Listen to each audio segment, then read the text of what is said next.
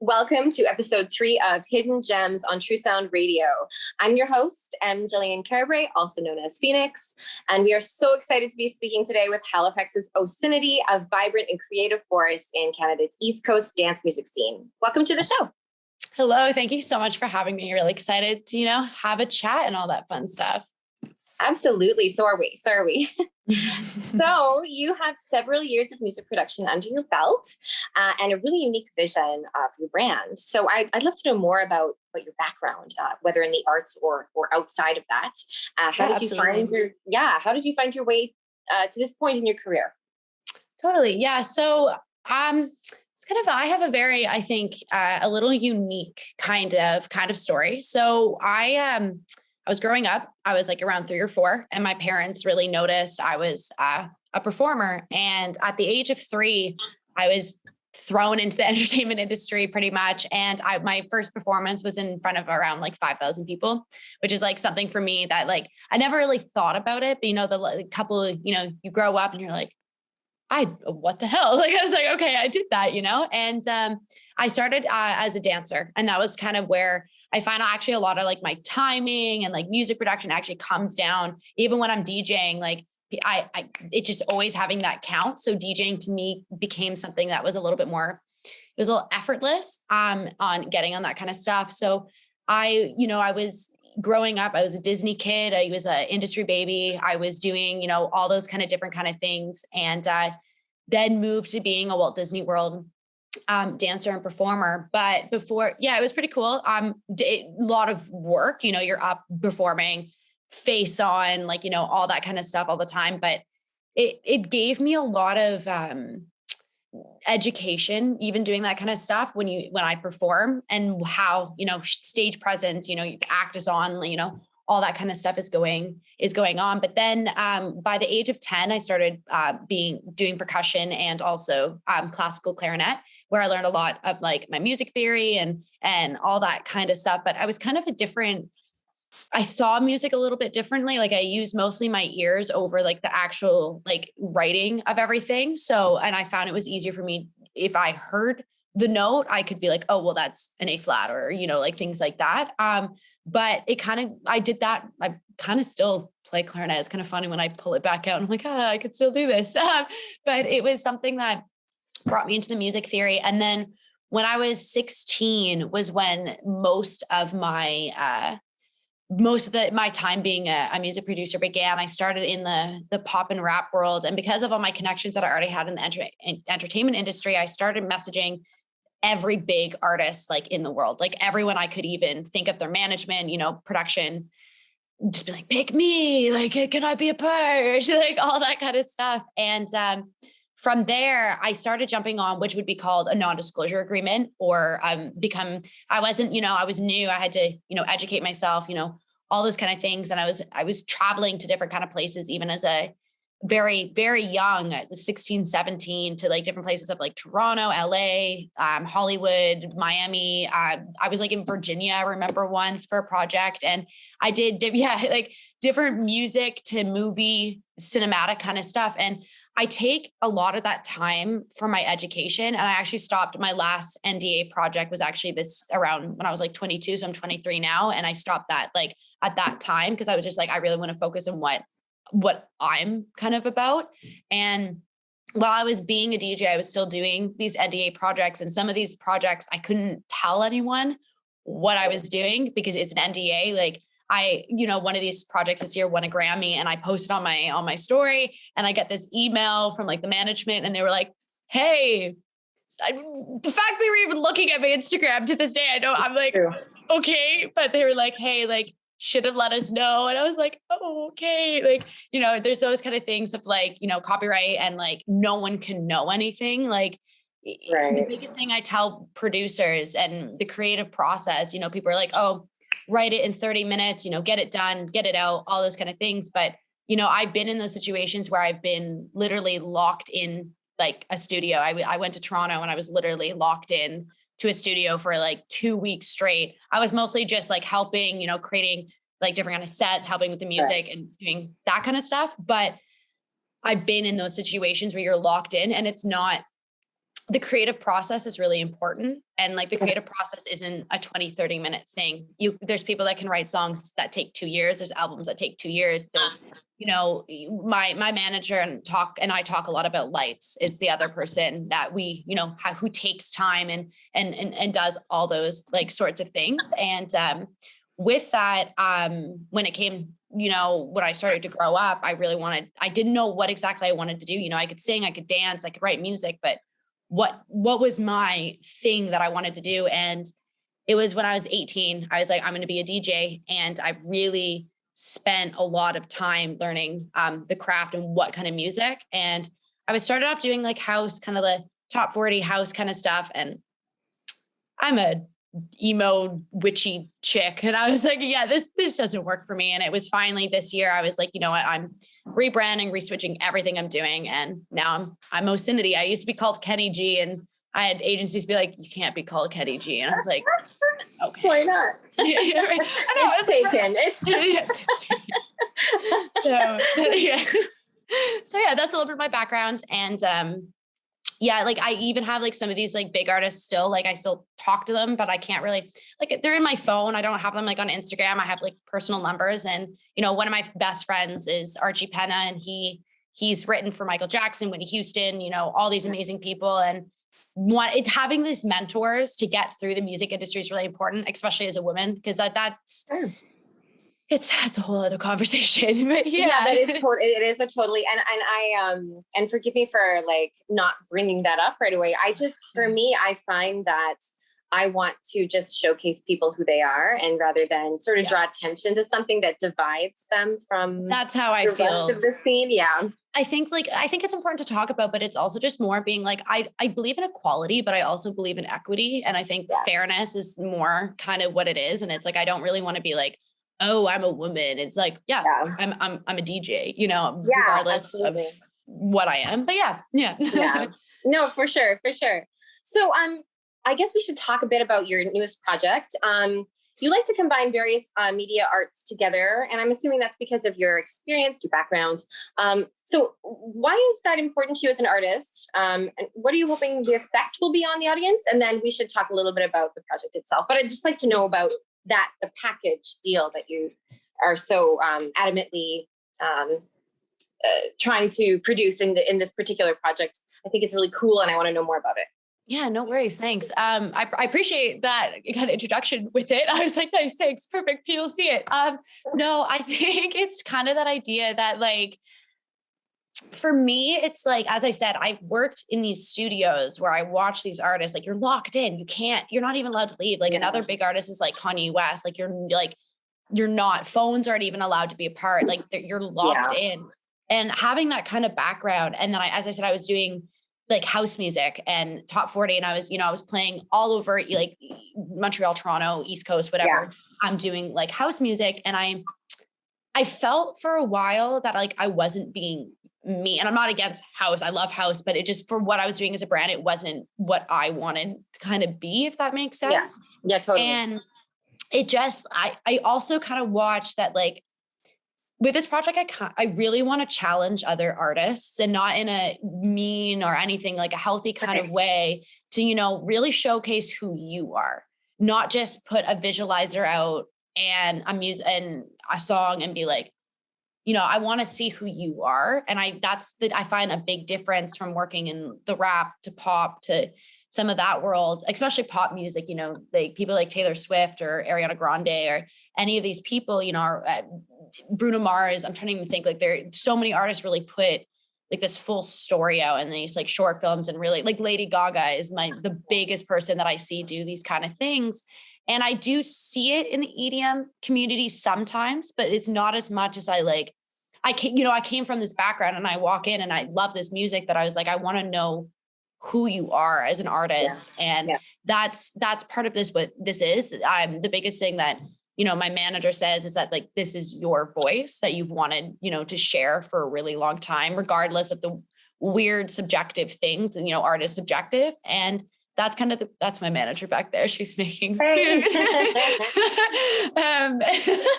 It's okay. I had my cat almost come in front, so it's I'm surprised my cat hasn't jumped up right now. Like he is.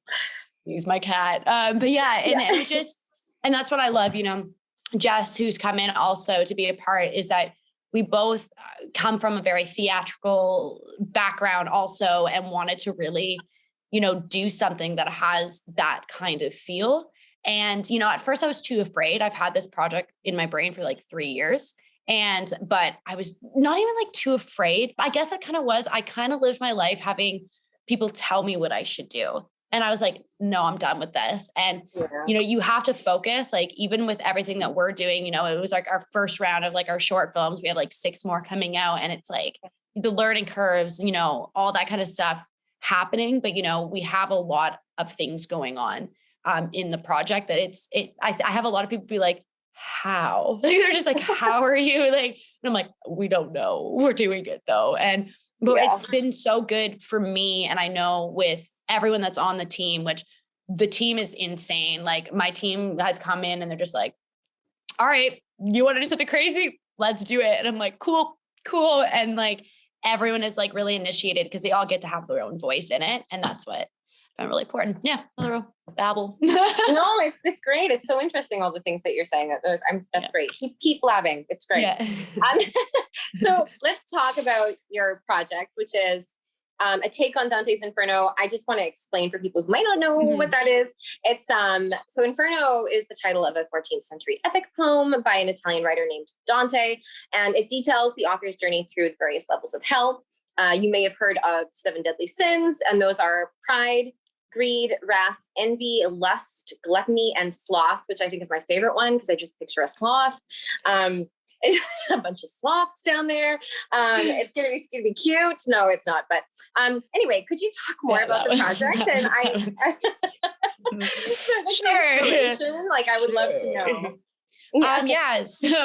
So I'll give you just like the project thesis, and that's kind of what it's based on. And it's a little bit of my story, and it's how my experiences, and it is the idea of it started off very innocent, going like innocence into pride. And you'll see me, and the first thing I have is just like blindfold, and I'm really sweet. Like, as I said, I was a Disney girl. I was a Disney princess for a couple of months. I was like, anyway, not that kind of girl, but as you do.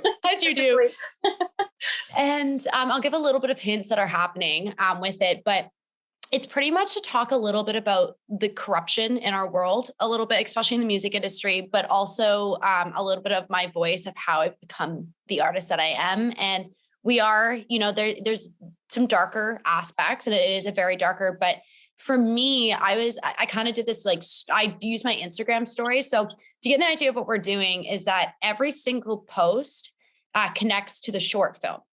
But with it, you'll find little things like symbolism that is a part of everything. And we'll do something on our stories. We did actually this crazy publicity stunt, and a lot of people were really worried, but it was like me being frustrated online. I like threw a mirror outside and like all this kind of stuff. And people were like, oh no, Kennedy's like raging. Like, what is going on?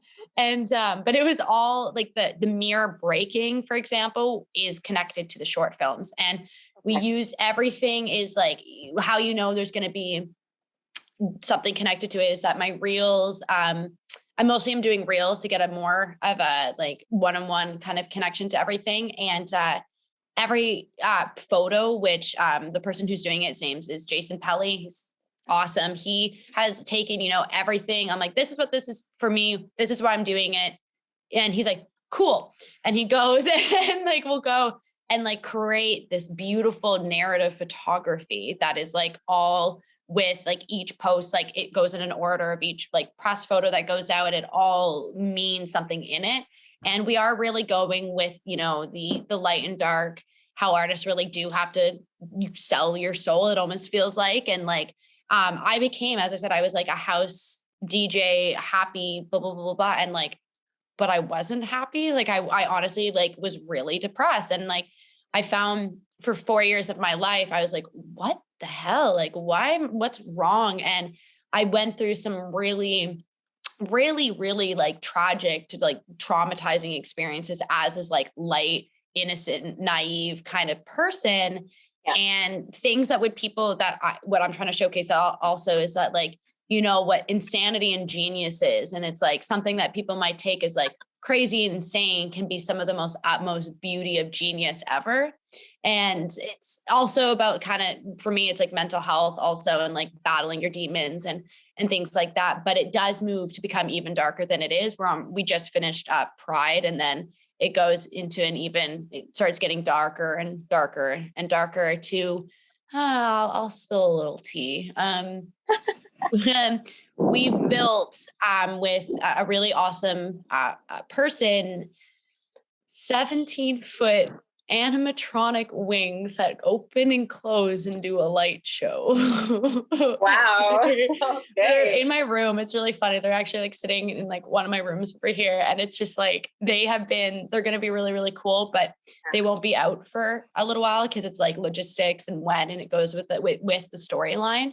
Yeah. But it gets darker and darker and darker. And I also really, like I even wear it. I wear like the sign of a martyr. And I found like there's a lot of artists are considered martyrs, and like that they're trying to tell who they are, and they get bullied or they get like crucified and like all those kind of things. And yeah, it's about honing in your light side and your dark side and like being who you are, because we all have a demon, you know what I mean? We all have that kind of stuff.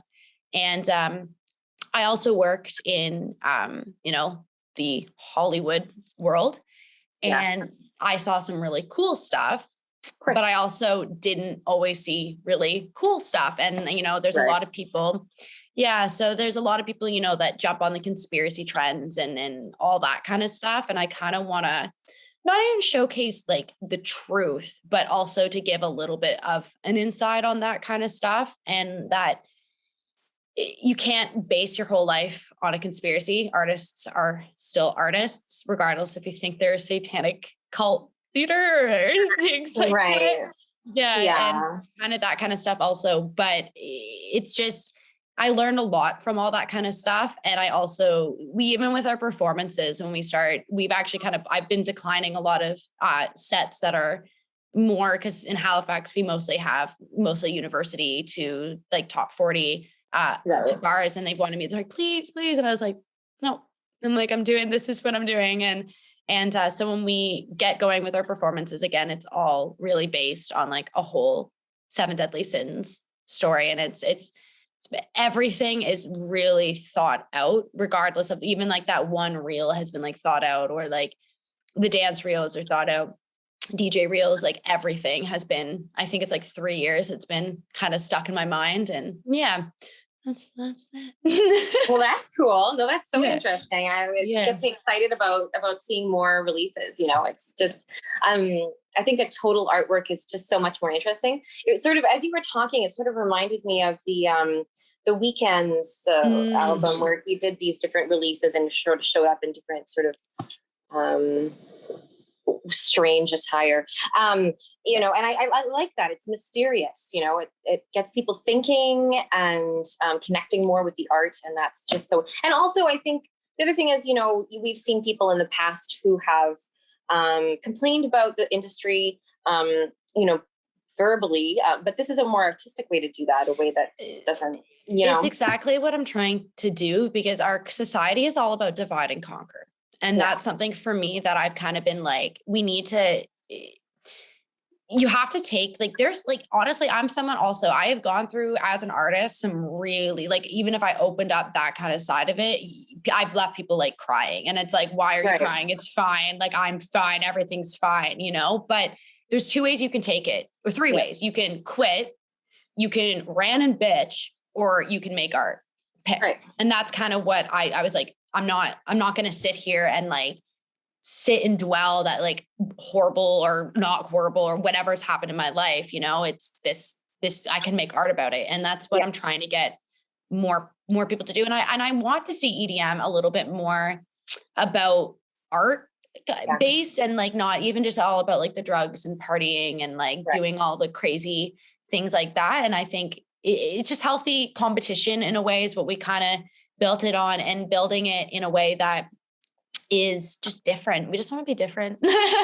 Yeah. Well, I think people will connect with that. It's just, there isn't a lot out there like that at the moment. At least not in the commercial scene. So, it's, it's hard. Yeah. But I'm sure it'll be really interesting. There's people like Excision who have big like light shows and stuff, but that's not totally what you're doing. This is something on a different, more 3D kind of level.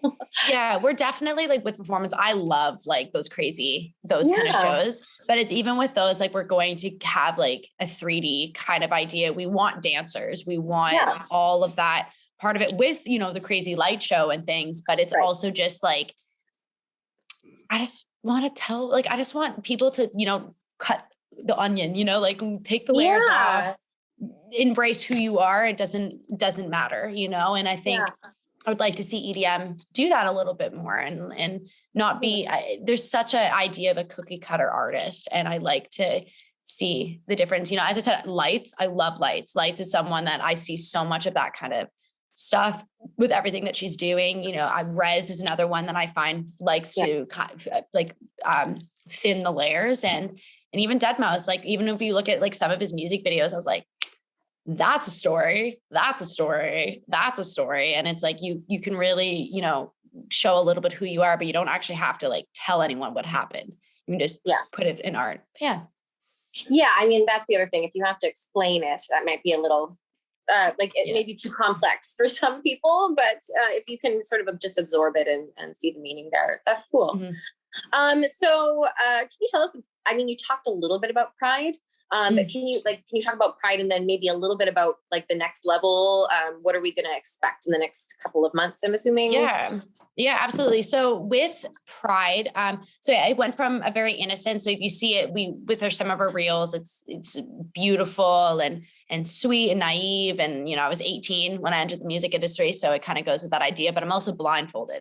And the whole time I'm blindfolded, and you'll start seeing the change of what happens, when you take the blindfold off. I really think, it being so innocent can really lead to the idea of being ignorant sometimes, but knowledge is power, but knowledge is also painful. And it can be something that does, you figure stuff out and knowledge comes in. It can be that kind of thing. And it goes to a really darker standpoint. As you see, if you see my stories, I have a demon that's been following me around throughout all my stories. And they're like, and I get touched by it. And it starts to really kind of grow into the idea of, selling it all away. And that kind of thing. It's kind of weird. We did the Greed short film in this like really old boiler room. And I've also in my life always kind of dealt with the haunted world and like the weird things like that. Like we were in there and like I felt like my face getting touched, and it was like really old and abandoned and like kind of creepy. And we felt a lot of energy in there, and we did this kind of like creepy filming. And a lot of the some of the characters, like especially like the devil in this was based in stuff I saw in like sleep paralysis. And you'll see in some of so some of it, and also things that were like built in what even in my own like hardships and that I've like seen and things like that. And I practice witchcraft. I've been practicing witchcraft since I was like 12. My mom was like, she pretty much for me, there was like two ways I could have gone. I had very, very, very Anglican Christian parents, and she was I was really scared when she figured out. And I was like taking her candles, because you use like, different colors and things like that. And she was like, so what are you using these for? And I was like, nothing. She's like, I know what you're using it for. But instead of, crucifying me, my mom took me to Salem, Massachusetts. Oh, cool. And that was like really cool and like let me embrace that kind of side. So this year I spent a lot of time, I started doing different like, intuitive classes and like tarot card classes and all that kind of side. Actually, the last couple of years, I really trained into learning, what the occult is really about and what all of the esoteric, metaphysics, all that kind of stuff, and how you can really use spirituality is something that's really important to me. So you'll see through Pride and in the short film and all those kind of things, you'll see like different symbolism of the occult and spirituality and as above, so below and all that kind of ideas. And that's yeah, that's kind of it. I just based it was like a lot of my life. And I really think with, like a lot of, I consider, when you go up on stage or you do any of those kind of things, it is an energetic ritual. It's something that you are like putting, you're putting energy out, and you better be careful what kind of energy you put out, and, do it in a way that's like not to hurt or any of those kind of things. But yeah, I grew up really, I was lucky. I found like I was very lucky with like how I grew up, because, I would deal with hauntings and ghosts and weird things all the time. And I just wanted to kind of build that again with like pride and greed and everything that's kind of going next and all that kind of stuff. So, yeah. So, now that you say that, I'm curious, do you consider these levels of hell to be, are you trying to take them from a positive perspective, like from your own experience with the occult being, everyone sort of associates it with like hell or the devil or whatever, but it's really not about that, in real life. So is it sort of like, are you trying to demystify it? I mean, a little bit of demystifying it, and also, as I said, like connecting it to the music industry. But I also, like when you think of, because as I said, I'm wearing like crazy Luciferic wings and things like that, Lucifer was like the angel of music. And that was something that he was really connected to. And I've done like my own kind of like, I've gone to shamans, and, I've talked about like what hell is and all that kind of stuff. And in a way, yeah, it's more, of course it's going to be creepy, and of course it's that kind of stuff, but it's also that like hell is like also in us. We have like we have our demons, like all of us have like those kind of things. And I think we have to really start embracing that side and understanding, our ego and our like that side of our life, to understanding our higher self, I guess is the best word. And like it's both sides, but being in the industry, I find like it gets really ego based. It can get really cutthroat. It can get really dog eat dog kind of stuff. And, envy bases around that. And unless, like being a woman in this industry, it's what it is. Like, it's not, and I don't want, like, again, I don't want to like go like all that kind of stuff, but it's kind of like, I have had some really like weird things that I find that sometimes you're not taking us seriously. And right now, I'm in a sweater and a hoodie, but a lot of the times when I'm at a festival, I don't fully dress that way. I'm in a more like, I love to dress up, and I love, to do those kind of things, but sometimes you're not taken seriously, or you have to, do all those kind of things. And I've had to work so hard. Like when I DJ, I really have honed in my craft of bringing like drum pads and drums and, chopping or whatever. And, doing all this, making sure my sets, like when I'm up on stage, I'm not DJing. I'm really doing a lot of technical stuff. I'm DJing, but that came from a lot of misogyny because right. And I think it is getting better, but I do think it still needs to be, embraced and talked about. And, but from innocent to pride, it really showcased when you start figuring out who you are. And a lot of my stories, like I got pretty prideful. Like there were some stories I put out in front of a mirror that were, I'm all that. And like, but it was method acting, like all of my Instagram stories, it goes 3, 2, 1 action. And then it's method acting. And then you can find all like on my thing, it's like story highlights. And it's like, you can find the whole storyline that connects to the sins on those to give even more. It's like even more concept of the short films, but it's really based on, like pride, especially. It's like, oh, I am like someone, I can be confident. I am this person. But of course in it, I wasn't, and I or not that I wasn't, I was, but I let my ego kind of go. And you can see in the stories, I went ego. It was pretty method acting and ego and things like that. But it starts moving more and more, but it starts to get even more scary. Like I'm starting to put out some of the Greed stuff coming this week. Greed will be out. The short film will be December 15th. And this also is a relaunch. I had all the music out and I was like, yeah, I'm not doing this right. Let's relaunch this. And then I just did it kind of again, wanted a different team of my energy being used a little bit more. But it just really kind of everything tells pretty much the story, and it gets darker, and there's dancing, and I will be for some of my Greed stuff.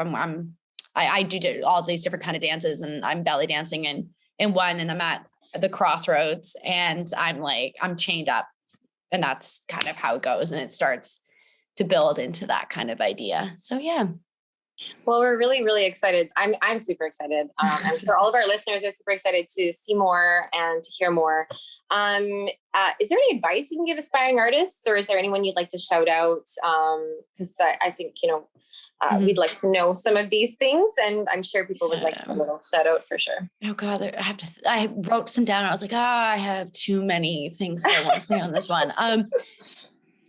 For a shout out, it's definitely my team. Like straight up, I was doing a lot of this by myself, and that's kind of sometimes how it can be as an artist. And I understand that's something I want to empathize is how lonely it can be to be an artist. I think, and that kind of goes, so yeah, shout out team, shout out Jess. I know you're in the other room.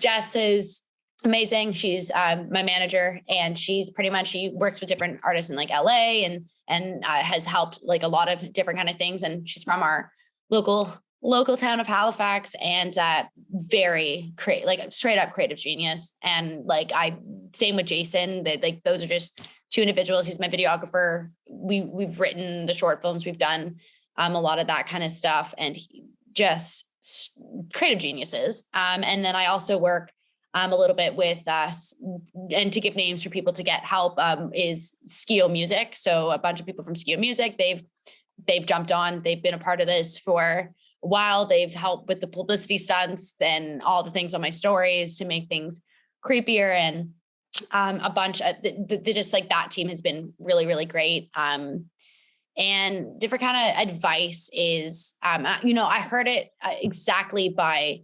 Nostalgics. If you know Nostalgics, yeah, she was talking about it, and it's like, you will have to, if you're going to do this, you have to be willing to sacrifice some things.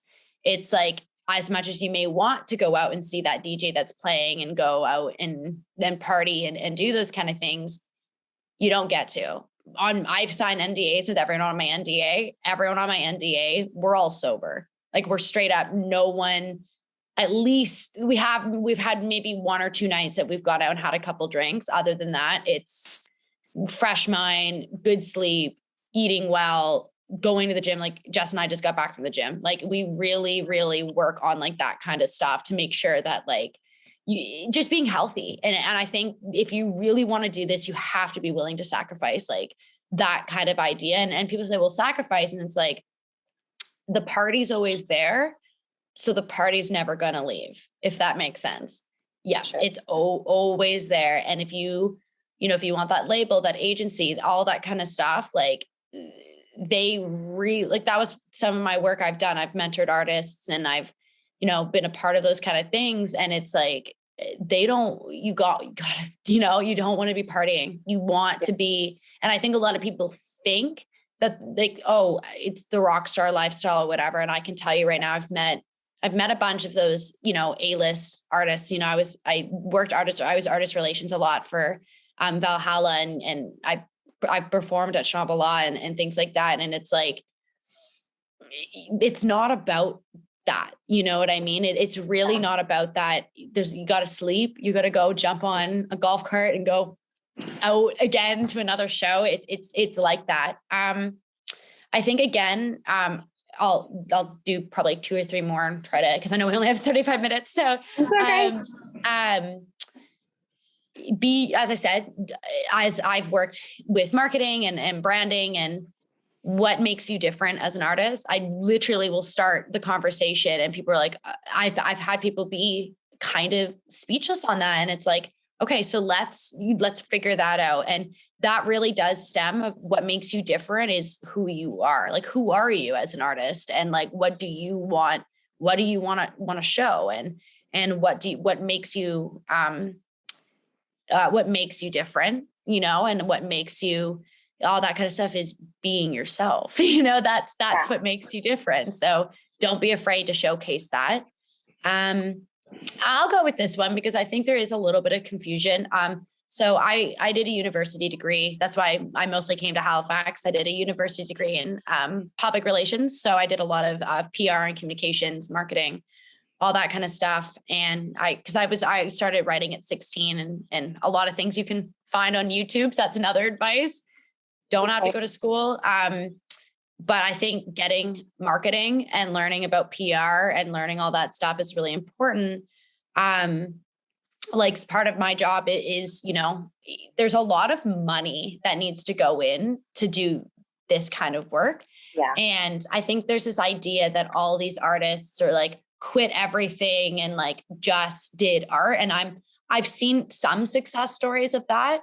But my biggest one is, you know, if you got to invest in yourself and be willing, you know, to promote yourself and promote your music, like don't quit your job. Like keep your job. Like don't do that, because I've watched a lot of those artists that have become full-time, but they're not fully there yet to become full-time. Right. Very limited. They're very, very limited and need, you know, these shows, and they're only getting, you know, all that kind of stuff. Like really figure out who you are, invest in figuring out who you are and what your brand is, and then go from there. Because you need patience. I'm still learning that. I'm the biggest for learning patience, but you gotta really, you know, be patient. Like for example, Lady Gaga is the creative director for Polaroid. Like people have other jobs, you know, like, right? They have other jobs. They're not just a full-time musician. Like they have little areas of income going everywhere. So remember that. Production tips. And for anyone that's doing dubstep, and Kai Wachi posted this today on his story, and I was like, yeah, okay. I was like, I feel this. Dubstep has evolved completely from being something that was a little bit more simple or whatever. I hear, I think I talked about it earlier. I hear from so many people, they're like, oh, I need to get this song done in less than an hour. Why are you like, I'm sorry, like I sit and I'm just like, why are you like embracing your creative process? Don't do that to yourself. Like, no. Yeah, for sure. So Jess, as she's making a supper, was talking a little bit how she was watching The Voice, and someone was like on The Voice. It was like, yeah, I would do everything in an hour. And Ariana was like, what? Like there's so many, like when people like are in those studios and locked in and things like that, like they're not just writing music. They're like creating the process, or, you know, they're going out and getting breaks or doing all those kind of things. It's listening to other people's music, to talking about what you want to make, to, you know, creating your brand. And I think so many people get so focused on just like the sound engineering and things like that and forget about the marketing. And I was watching Kai Wachi's story today, and he joked, he was like, it's been 4 hours of me writing today, and I've only gotten an 8-bar beat done. And that's because that's what dubstep is now, right? There's so many elements now into dubstep that it's like, that's just what it is. Do you want to leave? Okay, come here. This is my life. Oh, okay. Hello. Yeah, this is Lucifer, Lucy. We love. Okay, down. All right. So don't rush the creative process. Like I understand deadlines. I have deadlines for myself also, but I try to keep my deadlines actually like a couple months. I give myself that kind of stuff, and I take a lot of breaks. Your ears can only take so much. So and especially with dubstep, like I sometimes don't even use my headphones when I'm in like the actual sound design area of creative process. I just play it from my speaker on my laptop, just because there's so much going on. Tinnitus is a thing, and Totally. And getting your ears get tired, which makes everything else of your body really, really tired. And sometimes I have days that I'll write and sit in a studio for like 8 hours, but then other days I might only get 20 minutes to an hour. And that's normal. And I sometimes, as a PR specialist, I see people write stuff, and I was like, I think that was just really marketed well to sound like that. But like I try to be as real as possible on that. And that's the same with many artists I know. There's some big artists can't even get it down in a day and you have to go home. Like that's normal. And that you need to don't like hurt yourself just because you can't like get something down, or don't be mad at yourself. Don't, take your time. It can take a long time. Company wrote a song and it took them 2 years to like actually like get the song done. So that kind of stuff does happen. Oh, absolutely. I think that's really great advice. You've given lots of excellent advice for people, and hopefully dispelled with some myths, and I think that's awesome. We're really, really happy you could join us today. And I appreciate it. And we hope that you might come through and, do a show down here sometime, or maybe like a tour or something. It's going to happen. I keep getting asked to come down, and we want to bring it. Yeah, if we're going to do it, we're really going to, really bring a performance, depending if it's like, we have 2 different ones of the 7 Deadly Sins or just Osinity. We have the 2 and both have different kind of elements. So we will be down in the next little while. So yeah. Really excited to perhaps see you live sometime soon and to hear more about the project. And we're just really, really happy that you could join us today. We're really grateful. Yeah, thank you.